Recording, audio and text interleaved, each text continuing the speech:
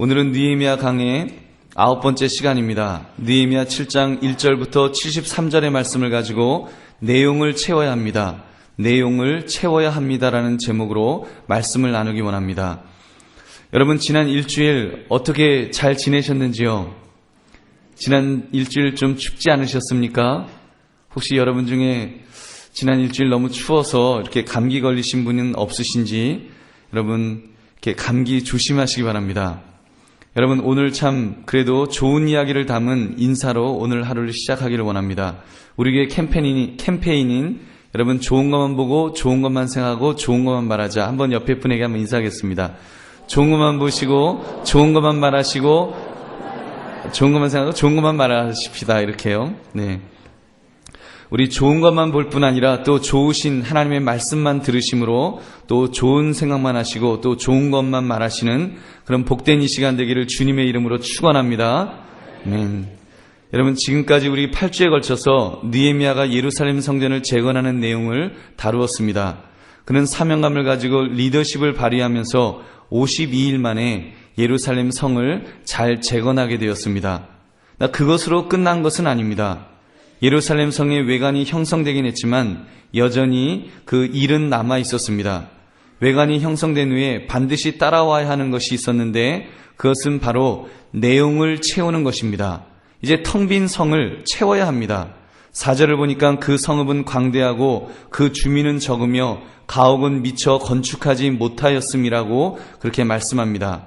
다 성공한 것 같았지만, 이제는 성을 다 마친 것 같았지만 그때부터 해야 할 일이 기다리고 있더라는 것입니다. 여러분, 예를 들면 사법고시를 이렇게 준비하는 분들은, 그 고시생들은 사법고시에 패스하는 그것이 목표일 것입니다. 그러나 그 목표를 이루었다고 해서 다 된 것이 아닙니다. 그때부터 법관으로서 새로운 일을 시작해야 합니다. 입시생도 마찬가지입니다. 학생이 명문대에 입학하겠다, 그것이 목적일 수 있지만 여러분, 그 목표를 이루고 나면 그것으로 끝난 것이 아닙니다.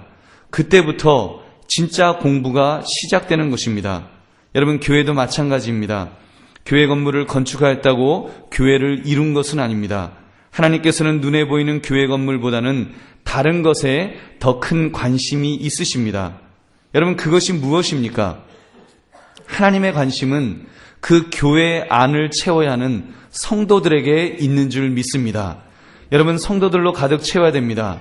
그럼 숫자적으로 채우기만 하면 되는 것일까요? 아닙니다. 그 성도들이 영적으로, 즉 질적으로 성장할 수 있도록 양육할 책임이 있는 것입니다.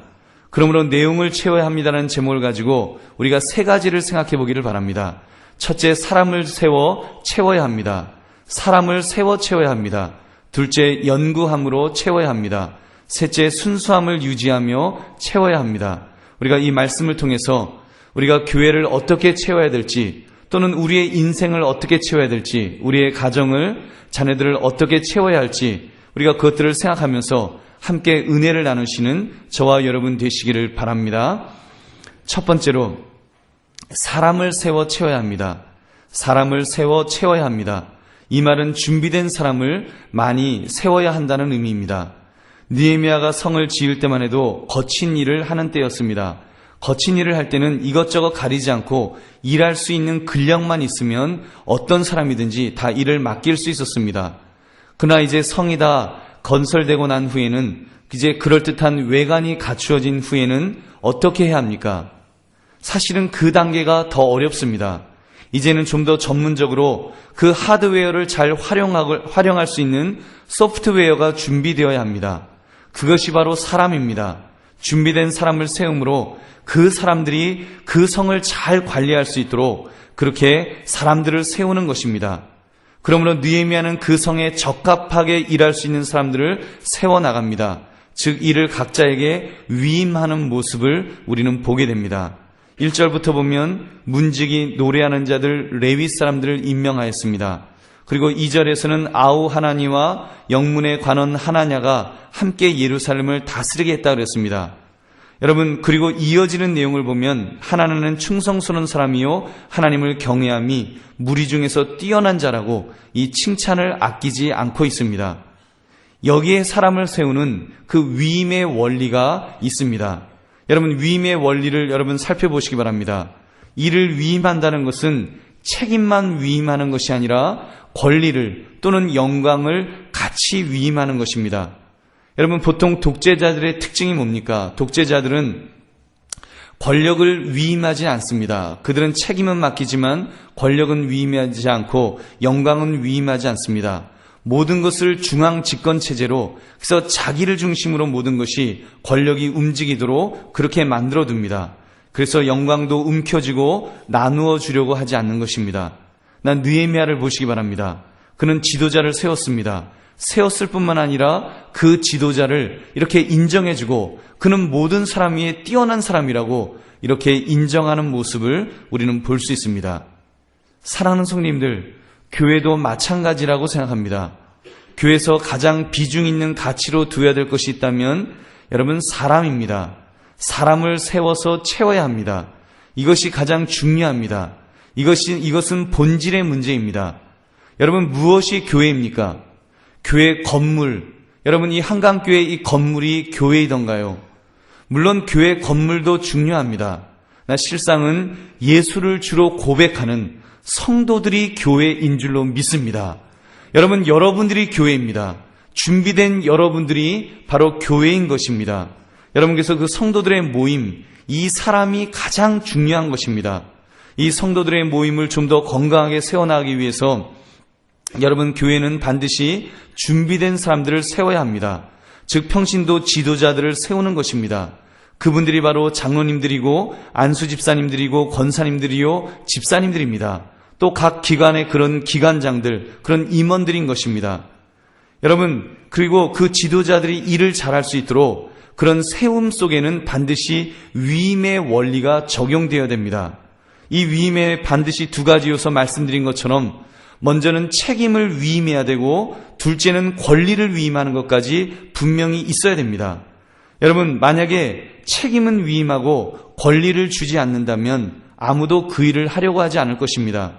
반면에 또 권리만 위임받고 책임을 지려고 하지 않는다면 방종하게 될 것입니다. 그런 면에서 뭔가 균형 잡히게 이렇게 우리 모든 성도들은 상위 기관의 감독하에 그 위임이 잘 이루어져야 될 줄로 믿습니다. 여러분, 그런 면에서 우리 교회도 서서히 이 위임이 이루어지고 있다고 믿습니다. 모든 것이 목사 중심 체제에서 서서히 이제 위원회 중심 체제로 조금씩 옮겨지고 있습니다. 목사는 장로님들에게 일을 위임하고 장로님들은 또 집사님들에게 일을 위임하는 것입니다. 차량 관리라든가 영성 관리라든가 주차라든가 식당 봉사 같은 부분은 거반 위임이 되었다고 생각합니다. 물론 우리가 또 선교라든가 전도, 구제, 교육적인 부분은 위임할 부분도 있고 또 목사가 전적으로 책임져야 될 부분이 이렇게 있을 것입니다. 나 어찌됐건 우리가 당회에서 또 이렇게 방향성을 잡아나가면서 방향성이 제시된 후에는 세부적인 것들은 각 부서에서 또 일할 수 있도록 그런 위임이 좀 더 효과적으로 이렇게 이루어져야 될 것입니다. 앞으로 우리 한강교회가 잘 될 줄로 믿습니다. 여러분, 그러면 더 많은 사람들이 필요합니다. 준비된 일꾼들이 더 많이 필요하게 되는 것입니다. 여러분, 이 준비된 그런 일꾼들이 있는 교회, 그래서 위임이 이루어져서 책임과 권리를 가지고 소신껏 일할 수 있는 성도들이 있는 교회, 그런 교회가 건강한 교회가 될 줄로 믿습니다. 우리가 그렇게 교회를 채워나가야 하는 것입니다. 여러분, 이 준비된 일꾼을 위해서 반드시 선행돼야 될 한 가지 필수 조건이 있습니다. 약간 주제에서 벗어난 것 같긴 하지만 반드시 붙들어야 될 중요한 사항입니다. 3절을 보시면 예루살렘 거민으로 각각 반차를 따라 파수하되 자기 집 맞은편을 지키게 하라는 말씀입니다. 여러분, 지도자들을 세우는데 그들이 임무를 수행하는 현장으로 각자의 집 앞을 지키도록 했습니다. 여러분, 여기에 우리가 얻을 수 있는 한 가지 인사이트가 있습니다. 그것은 가정 안에서 먼저 올바른 지도자로 세워져야 한다는 것입니다. 고사성어에도 수신제가 치국 평천하라는 말이 있습니다. 먼저 내 몸을 닦고 그리고 가정을 다스리는 사람이 나라를 통치하고 천하를 통일한다는 이야기입니다. 가정사역은 모든 지도자들의 기본이 되어야 하는 줄로 믿습니다. 여러분, 많은 사람들이 이 부분을 놓치고 있습니다. 큰일을 하려면 가정의 사소한 것쯤은 신경을 써서는 안 된다고들 생각합니다. 가정을 멀리하는 사람이 큰 일을 할 수 있다고 착각하는 것이 어쩌면 우리 한국 사람들의 생각이 아닌가 생각합니다. 그것은 잘못된 것입니다. 가정이 건강해야 교회가 건강해집니다. 여러분 믿으십니까? 가정이 건강해야 교회가 건강해집니다. 교인들의 가정이 병들어 있으면 절대로 교회가 건강해질 수가 없습니다. 가정의 지도자가 되시기를 바랍니다. 가정이 더욱 건강하게 회복시키는 영향력 있는 지도자들이 되시기를 바랍니다. 만약 내 가정이 약하다면, 병들었다면, 여러분 또는 깨어졌다면 여러분 낙심하지 마시고 포기하지 마시고 지금부터라도 하나님 앞에 기도하면서 하나님 내 가정이 회복되기를 원합니다. 내 가정이 다시 세워지기를 원합니다.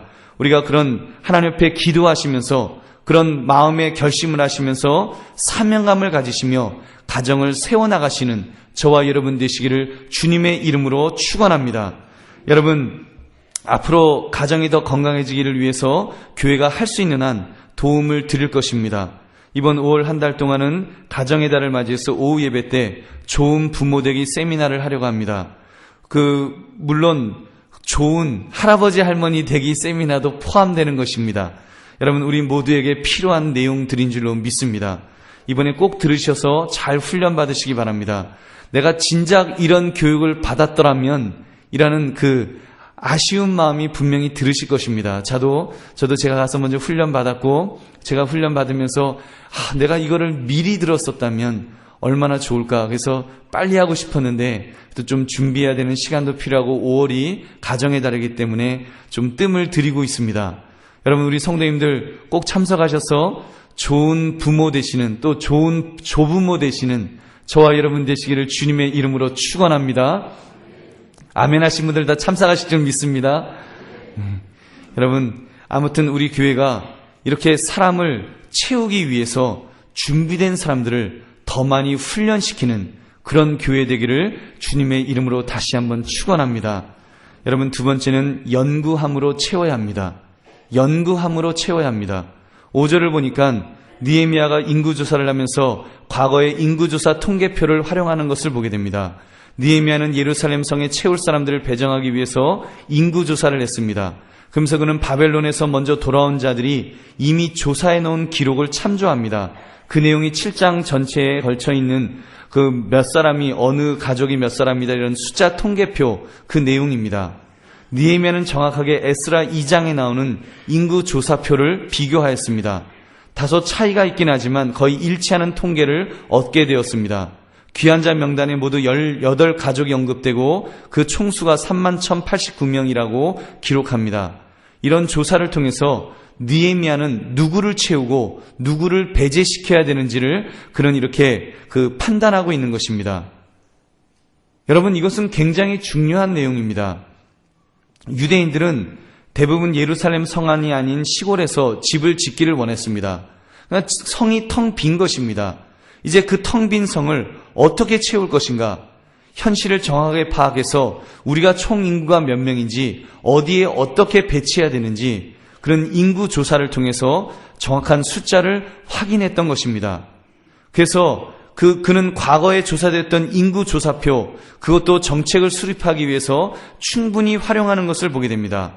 즉 그는 기존의 정보를 활용할 줄 알았으며 늘 연구하는 자세로 일했다는 것입니다. 여러분 이 말씀을 오늘 이 시대를 살아가는 우리들에게 적용해 볼 수 있기를 바랍니다. 이 시대를 가리켜서 정보화 시대라고 말합니다. 농업사회에서 공업사회로, 공업사회에서 서비스사회로, 이제는 서비스사회에서 정보화 사회로 이렇게 변화되고 있다고 말합니다. 더구나 이 시대에 살아남기 위해서는 정보를 이용하고 연구하는 것은 무엇보다도 중요할 것입니다. 여러분 믿는 사람들이 착각하는 것 중에 큰 오류 중 하나가 맹목적인 믿음이라고 생각합니다. 믿으면 다 된다는 것입니다. 기도하면 다 된다고, 그래서 다른 건 할 거 없다고, 그냥 믿고 기도하면 된다고 우리는 그렇게 말하기도 합니다. 그 말은 맞기는 맞지만 다 맞는 말은 아닙니다. 왜 그렇습니까? 그것은 우리 인간편에서 해야 될 것은 해야 되기 때문입니다. 인간편에서 준비할 것은 준비하는 것이 그것이 건강한 성도의 모습인 줄로 믿습니다. 여러분 한번 생각해 보십시오. 무조건 기도만 하면 다 된다고 할 것 같으면 목사가 되기 위해서 왜 신학교가 있겠습니까? 왜 신학교의 교수님들이 어려운 신학 공부를 시키시겠습니까? 그냥 기도원에 다 들여보내서 나무뿌리 붙들고 그냥 그 기도만 시키면 되지 않겠습니까? 근데 그렇게 하지 않습니다. 왜냐하면 정보가 필요하기 때문에, 또 더 깊은 정보, 또 더 넓은 정보가 필요하기 때문에 신학교에서 가르치는 것입니다. 물론 기도 훈련이 제대로 안 돼서 기본기가 약한 목회자가 배출되는 것도 문제입니다만, 아무튼 인간 편에서 지혜롭게 준비해야 할 것은 반드시 준비해야 됩니다. 사랑하는 성도님들, 여러분들의 삶도, 성도들의 삶도, 우리의 삶도 마찬가지입니다. 우리가 물론 기도해야 되지만, 우리가 물론 믿음으로 나가야 되지만, 연구해야 될 것은 연구해야 됩니다. 여러분이 어떤 직업을 가지느냐, 어떤 일을 하느냐, 그것은 중요한 것이 아닙니다. 죄짓지 않는 일이라면 어느 일이나 하나님께서 여러분을 세우신 거룩한 일이고 가치 있는 일이라고 믿습니다. 여러분, 내가 꼭 무슨 대단한 일을, 세상적으로 출세하는 그런 일을, 그것을 해야 되는 것은 아닙니다. 다 목사가 되는 것이 아닙니다. 여러분, 하나님께서 여러분을 부르신, 지금 하고 있는 일들의 아마 대부분은 하나님이 여러분을 부르신 성직인 줄로 믿습니다. 거룩한 일인 줄로 믿습니다. 여러분, 그 일에 책임을 지십시오. 그 일을 가지고 최선을 다해서 준비하시기 바랍니다. 그래서 그 분야에 있어서 최고가 되어야 됩니다. 여러분, 최고로 출세할 필요는 없지만, 우리가 최고로 무슨 성공하는 뭐가 될 필요는 없지만, 적어도 내게 맡겨진 그 분야에 있어서는 최고가 되어야 될 줄로 믿습니다. 최고가 되기 위해서 노력해야 될 줄로 믿습니다. 나는 단순 노동하는데요, 단순 노동하기 위해서도 여러분 연구하셔야 됩니다. 여러분, 지금은 연구하지 않으면, 공부하지 않으면, 그래서 더 좋은 정보를 얻지 않으면 최고가 될 수가 없습니다. 여러분, 그래서 우리가 그런 분야에 있어서 내가 최선을 다해서 할 수 있는 것이 무엇인지 연구할 수 있는 그런 저와 여러분 되시기를 주님의 이름으로 축원합니다. 여러분, 교회도 마찬가지입니다. 하나님의 사역을 감당함에 있어서 정보를 활용하고 연구하는 것은 참으로 중요합니다.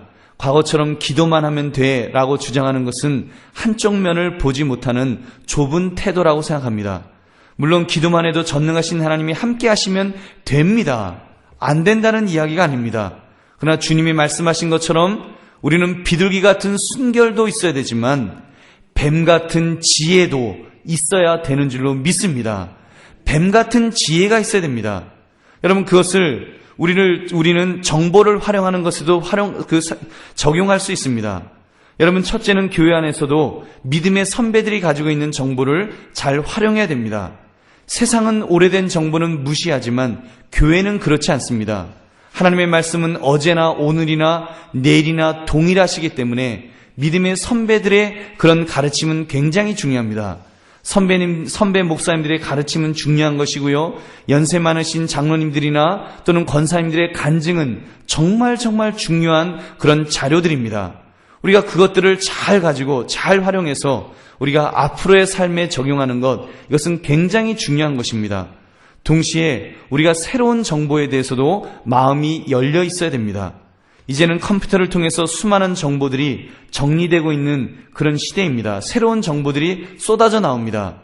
과거에 상상할 수 없는 것들을 다 이렇게 대답해 주는 것이 그런 시대입니다. 심지어 인터넷을 통해서 어마어마한 정보들이 나오는데 보니까 여러분, 갓 결혼한 부부가 이런 고민도 하는 것 같더라고요. 어떻게 800회를 할 수 있을까? 여러분, 어떻게 800회를 할 수 있을까? 처음 결혼한 부부는요, 800회 하면 남자가 죽습니다. 팔 저려가지고. 그렇다고 팔 저리다는 소리도 못하고 죽습니다. 근데 인터넷에 800회 하는 법 치면은 나온대요. 거기 보면 800회 하는 법이 나오는데, 여러분, 이 목이 있는데, 목인데다 머리를 이렇게 팔을 집어넣고 베개를 딱 받치게 하면 팔 하나도 안 아프면서 베개 할 수 있다. 이런 노하우가 있더라고요. 그거 여러분 누가 가르쳐 줍니까? 인터넷에 나옵니다. 여러분, 그런 식으로 우리가 정보를 잘 활용하는 것, 이거 굉장히 중요합니다. 어떤 분들은 교회 안에 세상적인 방법, 예를 들면 마케팅 전략 같은 것이 들어오는 것을 걱정하기도 합니다. 너무 세상적인 방법이 교회 안으로 들어와서 오염시킨다는 것입니다.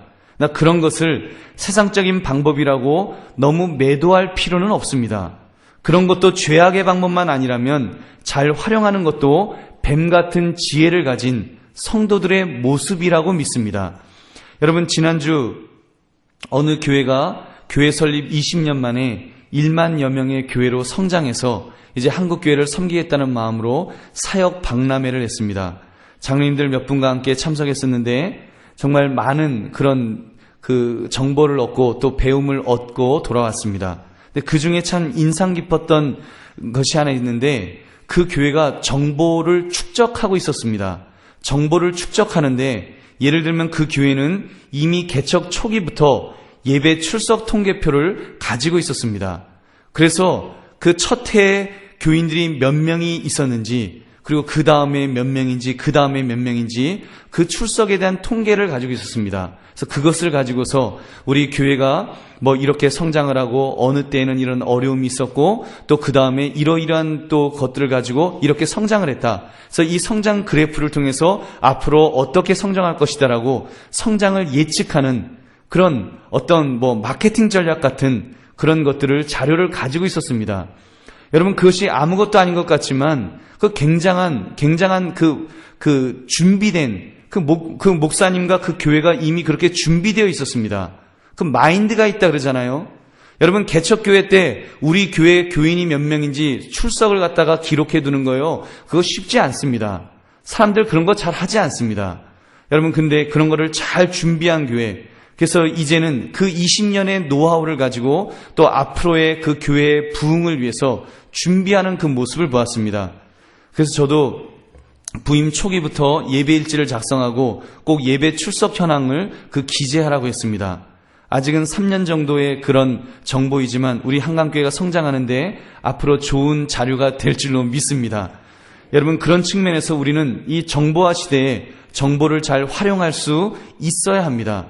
여러분, 살아가시면서 여러분이 삶의 그 인생의 풍성한 것으로 채우기 위해서는 정보를 활용할 수 있는 그런 그 모습도 있어야 될 것입니다. 그래서 평소에 이런 습관을 한번 가져보시기 바랍니다.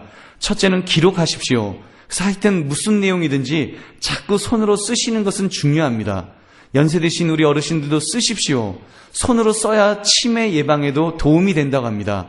여러분, 자꾸 쓰셔서 이렇게 머릿속에 생각나는 것이 있으면 자꾸 메모를 하십시오. 그래서 메모하는 습관은 굉장히 중요합니다. 또 책을 많이 읽으십시오. 책이라든지 신문이라든지 그런 거 많이 보셔야 됩니다. 여러분, 자녀들하고 그 풍성한 대화를 나누고 삶의 풍성함으로 채우려면 많은 것을 읽어야 됩니다. 책을 읽으시고요. 그리고 신문을 읽으시고 TV를 보시더라도 이렇게 다큐라든가 다큐멘터리라든가 그런 정보가 될 만한 것들을 많이 읽으시기 바랍니다. 심지어 우리 아이들 보니까 드라마도 봐야 됩니다. 저희 큰아이가 저희 집에는 이제 TV를 다 끊어놔갖고 드라마를 볼 수가 없습니다. 그랬더니 아이가 어느 날은 인터넷을 통해서 꽃보다 남자인가요?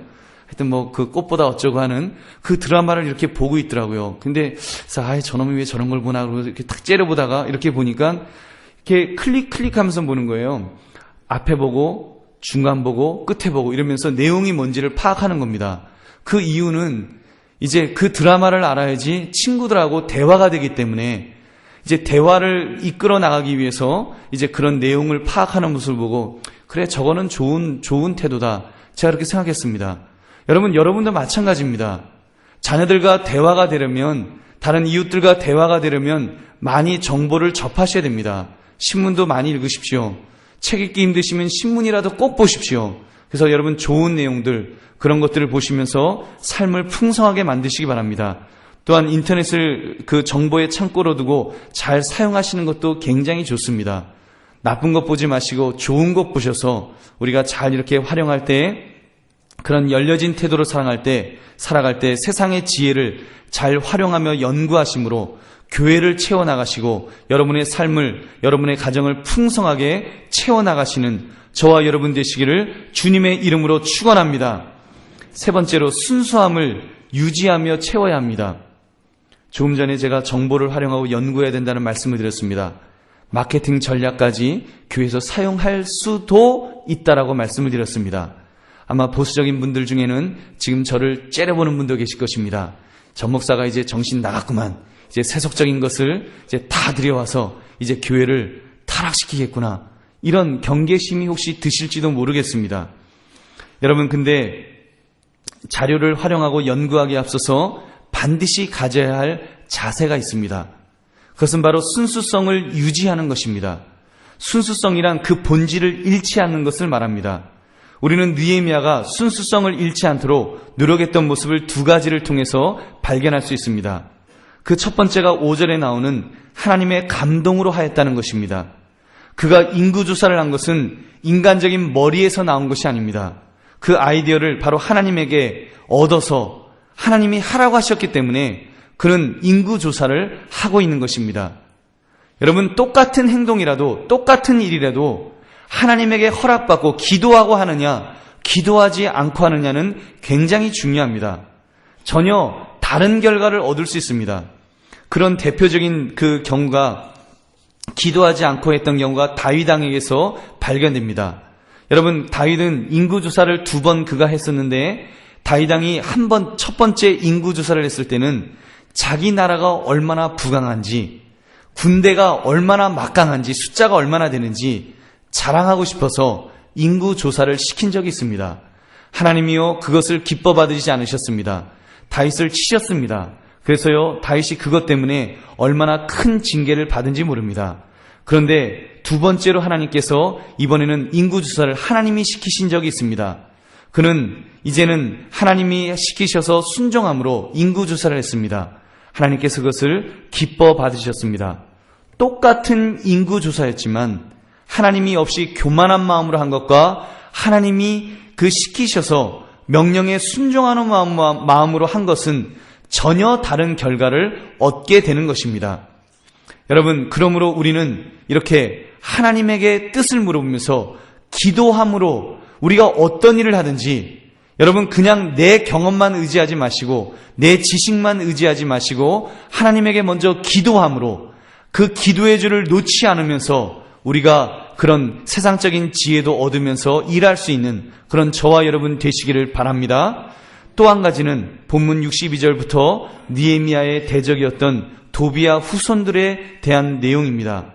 도비야에 대해서 그는 예루살렘의 부유층과 상거래를 하고 있었습니다. 또는 혼인관계를 통해 예루살렘의 귀인들과 연결되어 있었습니다. 그래서 도비야의 후손들이 예루살렘 성 안으로 들어와서 이제는 심지어 제사장 그룹까지 될 수 있는 그런 영향력이 있었습니다. 그런데 느헤미야는요, 그럴 때 단호하게 그들이 제사장 그룹이 될 수 없도록 막았습니다. 또한 그들이 지성물을 먹지 못하도록 막았다라고 성경은 기록합니다. 또 11장 1절부터 24절에서는 순수한 유대인의 혈통을 지닌 사람들만 예루살렘에 거주할 수 있도록 구별하는 모습을 보게 됩니다. 무엇을 의미합니까? 아무리 여러분 혈통적으로 지금 능력 있는 집안의 사람이라고 할지라도 그들이 하나님의 백성이 될 수 없다고 할 때 과감하게 제거했다는 것입니다. 분별력이 있었습니다.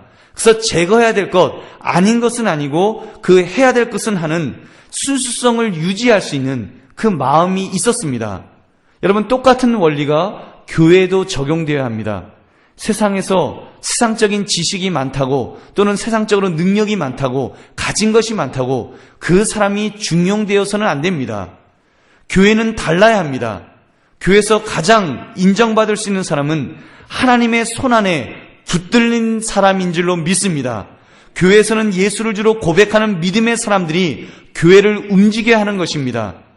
여러분, 물론 믿음도 좋고 능력도, 세상적인 능력도 있으면 얼마나 좋겠습니까만, 그러나 믿음과 능력 중에 둘 중에 하나를 택해야 된다면 믿음을 택하는 것이 교회인 줄로 믿습니다. 세상적인 지혜와 기도를 택해야 된다면 기도를 택하는 것이 교회인 줄로 믿습니다. 여러분, 그것이 바로 순수성을 유지하는 비결입니다. 여러분, 무엇이 더 중요하냐? 당연히 믿음입니다. 세상은 능력이 많은 사람 편에 손을 들어주지만 우리는 아닙니다. 아닌 것은 아닌 것입니다. 그것이 죄악된 것이면 그것은 끊어야 되는 것입니다. 그것이 잘못된 사람이면 그것은 끊어야 되는 것입니다. 이것이 원리입니다.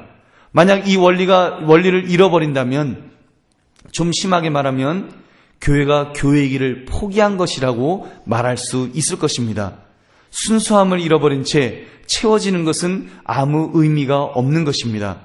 그러므로 저와 여러분은 이 순수함을 결코 잃지 않으시는, 여러분 순수함을 잃어버리지 않으시는 그런 저와 여러분 되시기를 주님의 이름으로 축원합니다. 말씀을 맺습니다. 느헤미야가 예루살렘 성을 재건한 후에 그 속의 내용을 채워야 했습니다. 여러분, 우리도 마찬가지입니다. 우리의 인생에 우리도 내용을 채워야 할 때가 있습니다.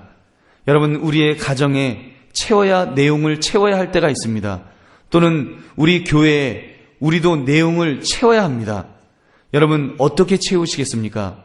첫째, 우리 말씀 나눈 것처럼 첫째, 사람을 채웁시다. 준비된 사람을 채워야 됩니다. 준비된 사람으로 내 자신이 훈련돼야 되고요, 다른 사람을 훈련시켜야 됩니다. 내 자녀들을 훈련시켜야 됩니다. 그래서 참으로 내 가정에, 또 내 직장에, 또는 내 삶에 사람을 채울 수 있는, 그 준비된 사람을 채울 수 있는 우리의 모습이 있기를 바랍니다. 두 번째로, 여러분, 연구하여 채웁시다. 세상적인 지혜라고 우리가 그거는 이건 아무것도 아니야, 그래서는 여러분 경쟁력이 없습니다.